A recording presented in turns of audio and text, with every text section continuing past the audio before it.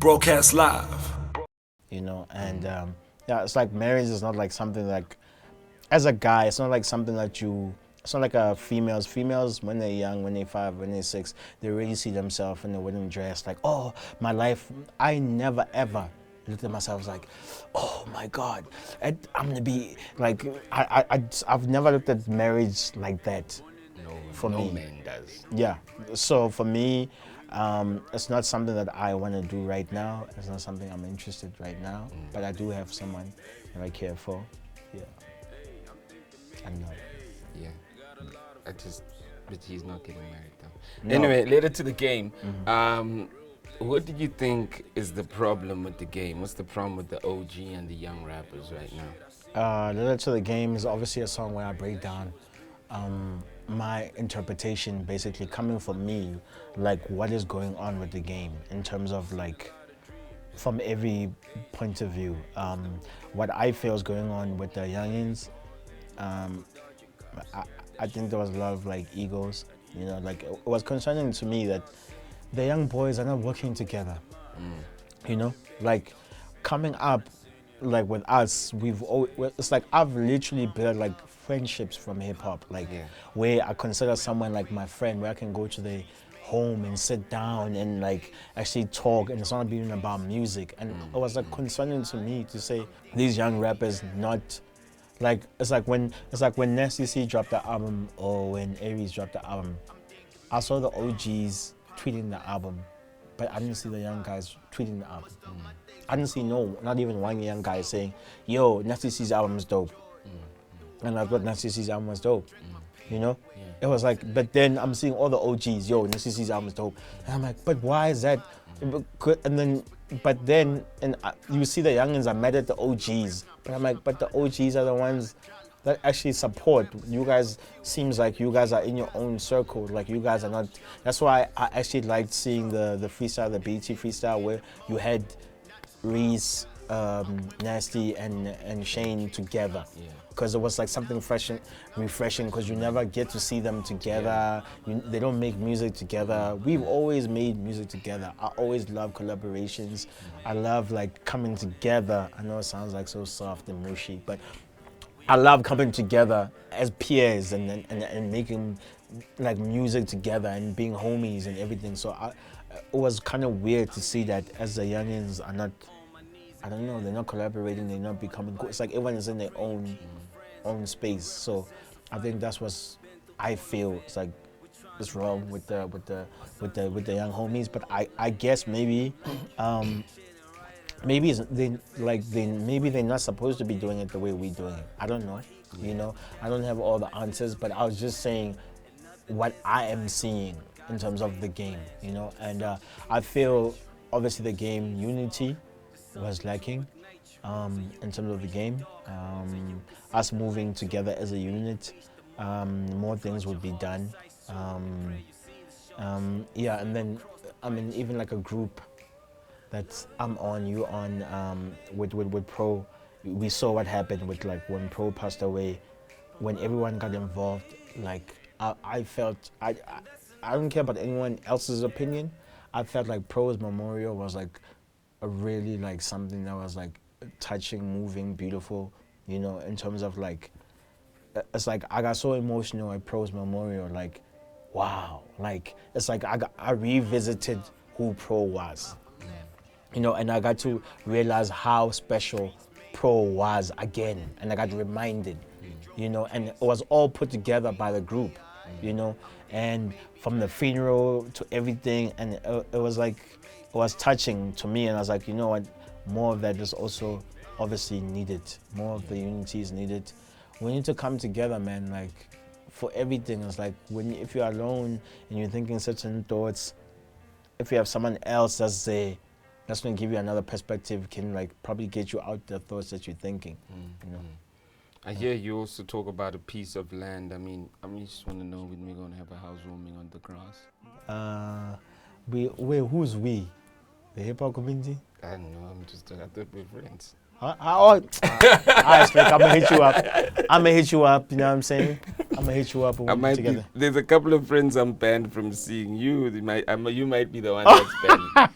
Well, I'm actually banned by like other girls be banning the niggas like no, you can't be with Tito like I'm such a bad influence. I'm not a bad influence. I will not make a guy that's on the straight and narrow like all of a sudden like things that he doesn't like. Yeah, you know. People like things. No, but you're not banned. I'm just talking shit. But I can imagine how chicks will ban niggas. 16V. 16 vaginas.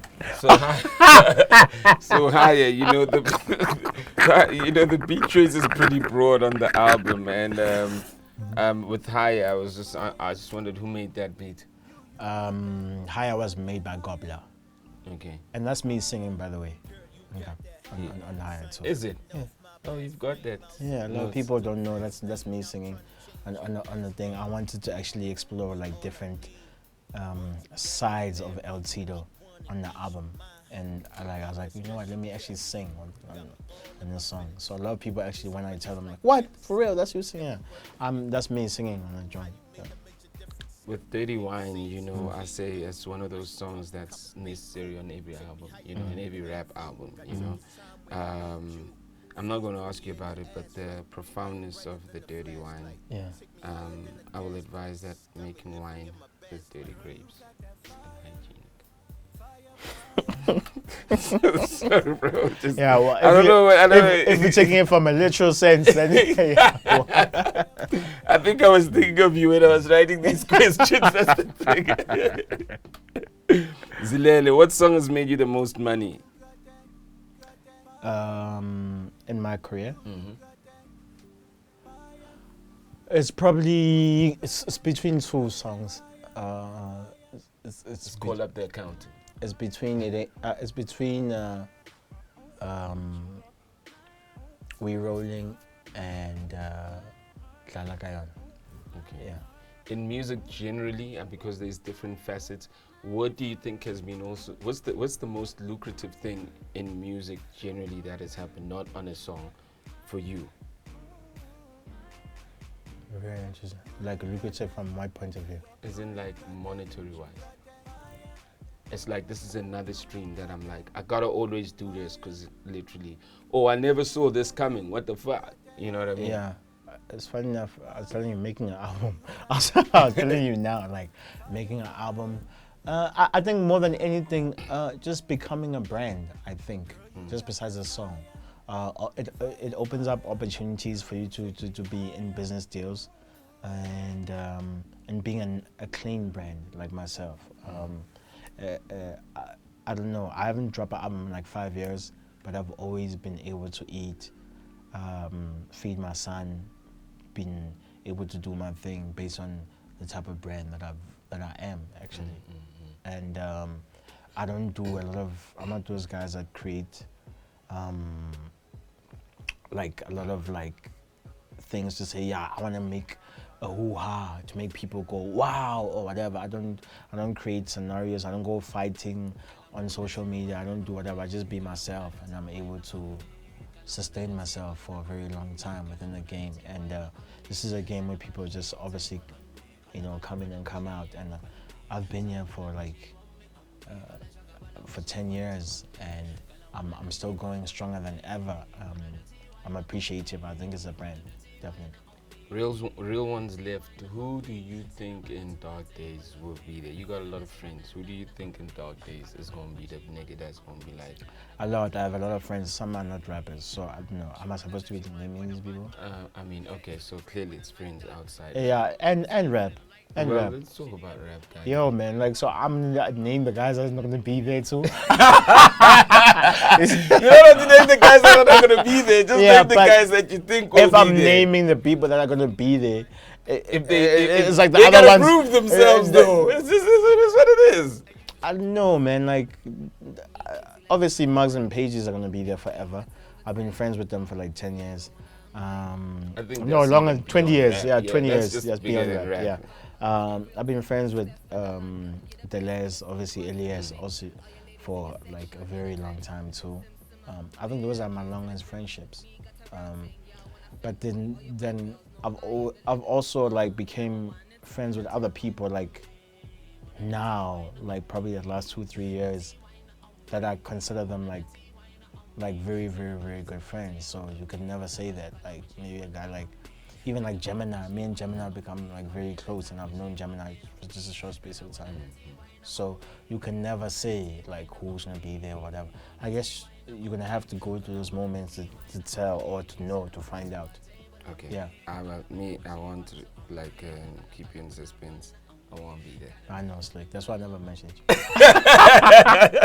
As long as we understand. I just wanted to remove all that. I wonder if you gonna be there. Just yeah, nigga from the get. I ain't gonna be there, nigga. Ain't gonna come to the funeral. Ain't gonna go nowhere. I ain't gonna come to my nigga. funeral. I'm so hurt, Fuck Slick. that. Ah, man. I ain't going there, nigga. Yeah, I'm so hurt. I'ma leave that Hip Hop United group. I'ma leave the group and say there's a lot of fake niggas out here. Niggas just dying in this motherfucker thinking that because now we got a group, niggas can just die. What the fuck? Slick. Lying, Slick. Yo, man, Glitz Gang forever. You know, you talk about who's in Glitz Gang actually? For those that don't Say it know. right, Slick, please. Glitz. We'll give you another opportunity. Glitz Gang. You couldn't even say gang, you said glang. You see, you know you've been married when you can't even say gang. Niggas who's married can't even say gang no more. Man. Glang. Yeah, glang. He's been chilling with wifey for way too long. Hey, baby. I gotta be safe. I gotta be safe. I can't make my family think that I'm around those things. Glitz Gang was Pages, Mugs, Morale, and me. And what did Morale do to you or say? Just because you said it, man, I'm just tired of this. Like, I mean, you rapped it, shit, nigga, Yeah, we gonna ask it. Yeah, but it's just like there was a misunderstanding. He said a couple of things I was uncool with and whatever, and we've moved past it. We've resolved it. I mean, I've spoken to Morale a few weeks back and everything. You know, we're not as close as we were. You know, but we're cool. We have an understanding. We're cool now. He gonna call you up. Huh? He gonna call you up. He did. They had Morale call me up and I did an interview on YFM actually. Yeah. Did he say so? What about putting some money in the forex? I know that's what he's doing now. I guess maybe we haven't got to that point. Okay. That point yet, but I'm happy for him. Come help the brothers with the forex. Yeah. I'm happy that he's doing that, you know, and that was also someone obviously that I started with too for. So there can never be like animosity inside my heart for him or whatever, because we shared a lot of memories together. Like especially when you moving in a space where you're trying to make this rap thing happen, the people that you remember around you will always share a special place in your heart. Do you think that we could ever have a Glitz Gang EP? Do you think that Morale will show up? Firstly, do you think it could ever happen? Just for to say, guys, let's be see group magazines into the group. They say you never know. Eh? They say I'm never the one to actually close off possibilities in life. You never know. Yeah. Men Are Trash. I mean, the album is very introspective, and I was just asking myself, is this a true story? Yes or no? Yes, there's a lot of true stories like that. Maybe verse 1 I felt maybe is like it's not my story, obviously.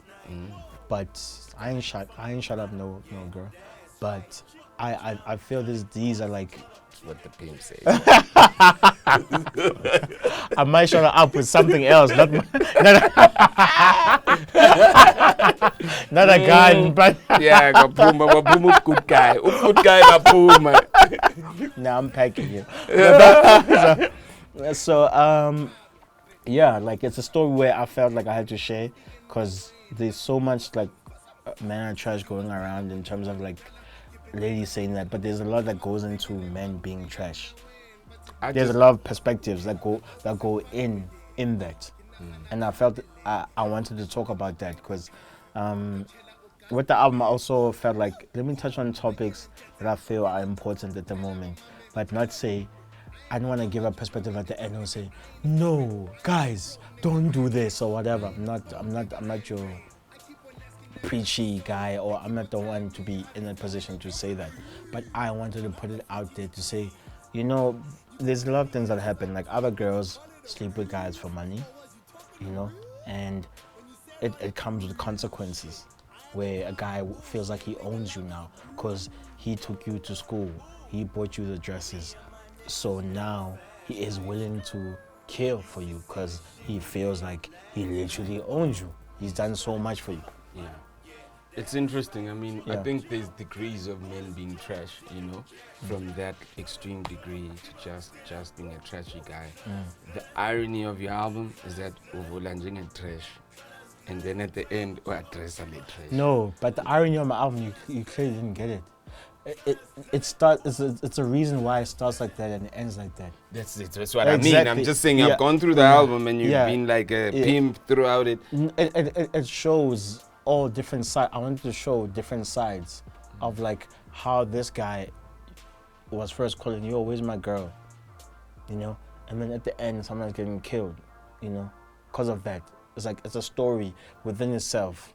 Like, these things happen. That's You why see, they. a lot That's of why they people were wouldn't have praised. picked Yeah, that up, no, though. a couple people have picked it up too. Yeah, You gotta listen to the album a couple of times, and I don't want to spoon feed people. A lot of people have picked it up. Like, yo, Tito, I actually just picked up what the album. You know, I don't want to obviously like let people. I want people to listen to it and figure it out. But a lot of people tweeted me and said, yo, oh, damn, I just figured out your album. The way it starts and the way it ends is like an interesting way, you know, and. Another thing is like I told a lot of stories in the album which you don't hear in local hip hop albums, like a lot.